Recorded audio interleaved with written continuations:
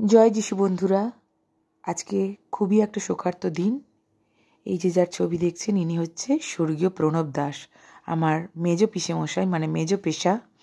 আর এটা হচ্ছে মেটিয়াপুরুষ বাস্টারেট, মানে আমার মেজ পেশার বাড়ি ওখানেই।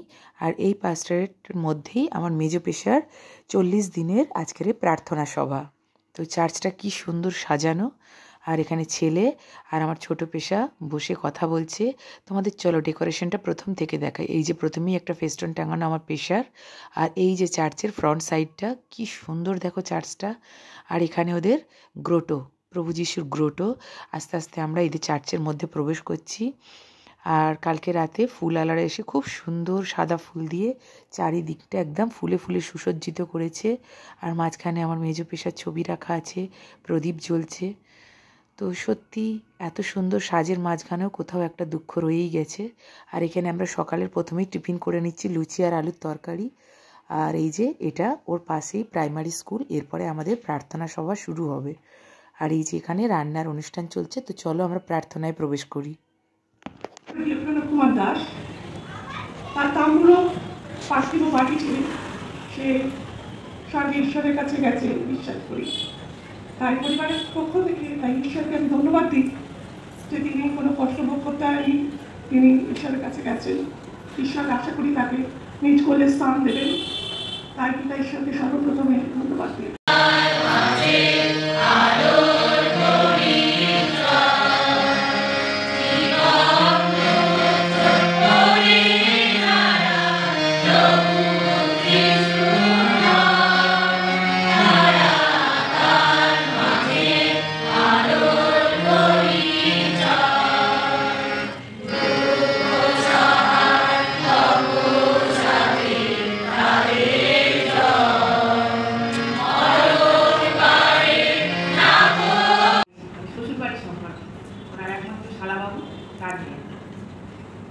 এখানে উপস্থিত পাত্রীবাবুকে আমি আমার প্রণাম জানাই, আর সমস্ত বড়দের আমার প্রণাম, ছোটকে ভালোবাসি।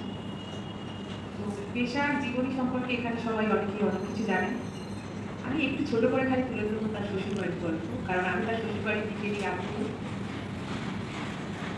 আমার জন্মের পর যখন থেকে জ্ঞান হল, মানে তখন থেকে আমি আমার বাবার সঙ্গেই আমার পেশাকে দেখতাম। আর আমার পিসেমশাই ছিল আমার পিতৃতুল্য, মানে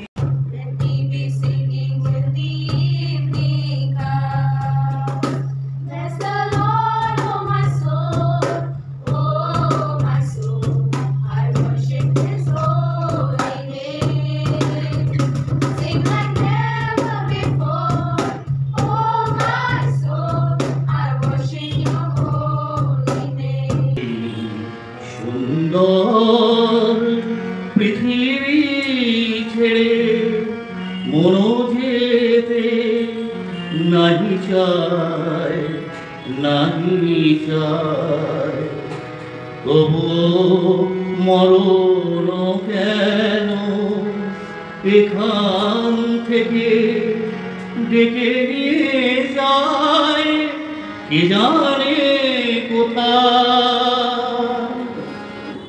এবং সর্বশক্তিমান ঈশ্বর পিতা পুত্র পবিত্র আত্মার আশীর্বাদ আমাদের সকলের সহবর্তী হোক।